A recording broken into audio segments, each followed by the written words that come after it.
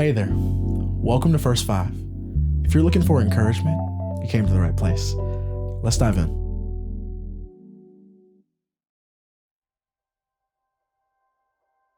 So today I want to tackle two things. One, have you ever felt abandoned?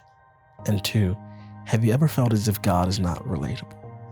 You ever felt as if you can't relate to God? I want to tackle those two things today, and I want to look at Psalm 22, particularly the first 11 verses, because I believe that there we have an opportunity to see God in a certain level of relatability. We're able to see the suffering of humanity and how we can very quickly relate that to Jesus. And then we're able to see that we have never been abandoned. We've never been left alone.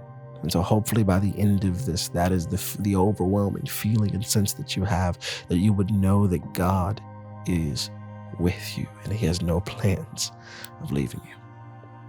Let me read it to you. Psalm 22, starting at verse 1, it says, my God, why have you abandoned me? Why are you so far away when I groan for help? Every day I call to you, my God, but you do not answer. Every night I lift my voice, but I find no relief. Yet you are wholly enthroned on the praises of Israel. Our ancestors trusted in you, and you rescued them. They cried out to you and were saved. They trusted in you and were never disgraced. But I am a worm and not a man. I am scorned and despised by all. Everyone who sees me mocks me. They sneer and shake their heads, saying, is this the one who relies on the Lord? Then let the Lord save him. If the Lord loves him so much, let the Lord rescue him. Yet you brought me safely from my mother's womb and led me to trust you at my mother's breast. I was thrust into your arms at my birth. You have been my God from the moment I was born. Do not stay so far from me, for my trouble is near. No one else can help me. Have you ever felt abandoned? You ever felt a sense of abandonment in your life? I love what David does here. This Psalm of David, we really get to see despair and suffering on display. We get to see what it feels like often in our humanity when we go through suffering, we go through difficult times, and we feel as if God is not there. We feel as if God is not near. We've had this conversation before on this podcast, but God is near to you. God is near to the brokenhearted. He saves those who are crushed in spirit. So especially when you are in those moments of despair, in those moments of desperation, in those moments of suffering, God is with you. God is always with you. God is always around. And if you put your faith and your trust in Jesus, he's not only with you in the cosmos, in the ether. He's not only with you in every aspect of what you do, but he's living inside of you. And that's the beauty of relationship with Jesus. But we see here this feeling of abandonment. David says, my God, why have you abandoned me? Have you ever felt that before? This sense of abandonment, this sense of loss, as if people have left you. Maybe it was your father when you were younger. Maybe it was your mother when you were younger, the sense of abandonment that you may feel. Maybe it was just the untimely death of someone in your family, and you felt the sense of abandonment from them. And maybe even a sense of abandonment from God in those moments. Maybe it was a spouse walking out on you, or maybe it's a boyfriend or a girlfriend or a friend turning their back on you. Have you ever felt abandoned before?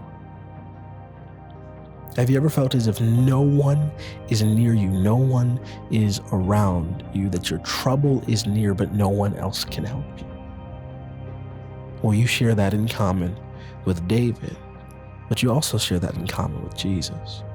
In Matthew 27, we see Jesus say this in Aramaic, the same phrase that David says in Psalm 22:1. He says, Eli, Eli, lama sabachthani, which means, my God, why have you abandoned me? Or my God, why have you forsaken me? See, this feeling of abandonment is common to man. And in this moment, God incarnate feels this sense of abandonment from the Father. Why? Because the sin of the world has been placed on his shoulders. Every time we missed the mark, every time we messed up, every time we left people and abandoned people, the sin of the entirety of the world for all humanity, past, present, and future, is placed on the shoulders of Jesus Christ. And for a moment, because of that sin, he is not able to be in the presence of a holy and perfect God. But listen, I want you to know this today, that if you've ever felt a sense of abandonment, If you've ever felt as if God is not with you, he is with you. And you never have to feel that sense of abandonment because Jesus felt it for you.